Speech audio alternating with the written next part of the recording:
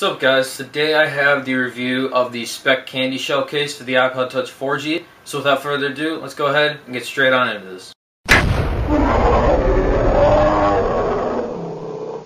So as I normally do, I'm going to go ahead and start off with the design aspect of this case. It has a hard outside and a soft inside, and this is to help protect against impacts, but yet keep it structurally intact. So as I said, the soft inside will help protect against like dropping it and things like that, and the hard outside will protect against scratches from the back of your iPod. So if you take this case off, which is super hard, by the way, it took me about 1.5 to 2 minutes, you'll find that your iPod is scratch free on the back. Now the front is a whole different story, but the back is what I care about. This case comes in many different colors, but I chose the black and white with the black rubber and the white outside. I thought this was a very cool design, and you know, other people choose different colors depending on their needs. A lot of girls that I know will get the brightly colored case to see it in their purse. So you know, choose your color depending on your needs. Whatever color you choose, the rubber color inside will appear on the outside just a little bit in the Speck logo. So as far as port opening goes, this has a large port opening on the bottom, and it also has a port opening for the camera and mic. But the volume rocker and lock switch do not have openings, they just have rubber buttons covering them. These rubber buttons, I'm not exactly sure if I like them too much. They're a little hard to break in. After you break them in, they're pretty easy, but I still feel like I'm not pressing the button the correct way. Maybe it's just me, maybe it's just the case, maybe it's just the iPod. I'm not exactly sure. So go ahead and leave a comment down below on your thoughts if you think that you're not pressing the buttons the right way. Maybe you're screwing up your buttons with those rubber covers over them. That large port opening on the bottom, I was very dissatisfied to find that the bottom cover, the little strip of rubber at the bottom there, was actually flimsy. I can move that around as much as I want. I could probably even snap it off if I wanted to. I think they did this so that way you can put your iPod into a dock connector, so that way that front piece doesn't keep it from going in correctly. I just don't think it's worth it. Maybe they should have just cut that whole piece out. And you know, even though I don't drop my iPod very much, my mom has another Speck Candyshell case for iPhone 4, and she's dropped it many times, and it works very well. She still hasn't cracked her screen yet. So, I think it's a pretty good case. You decide though.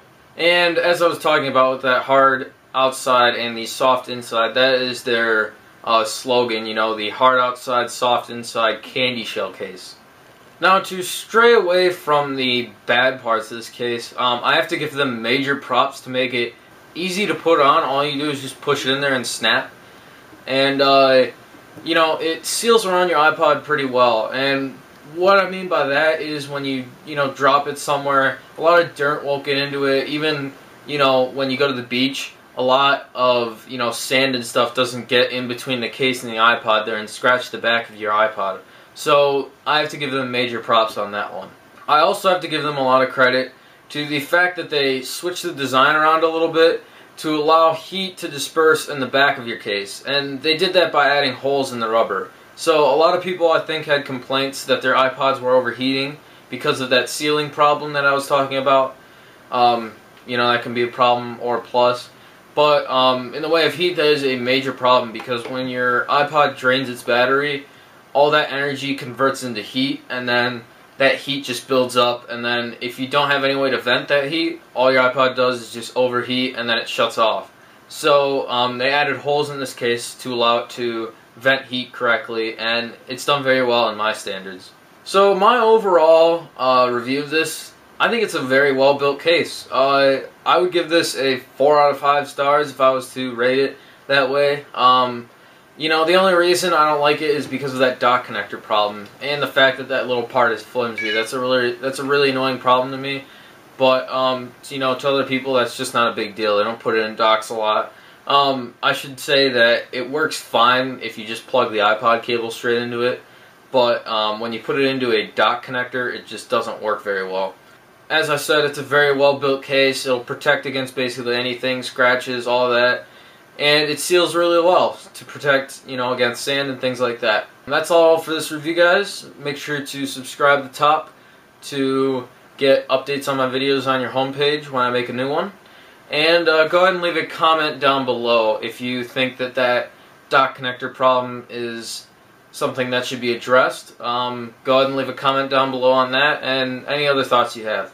And make sure you click the like button only if you think I deserve it, because I don't want you to like it just because I tell you to. I want likes because I deserve it. Thanks for watching, guys. Peace.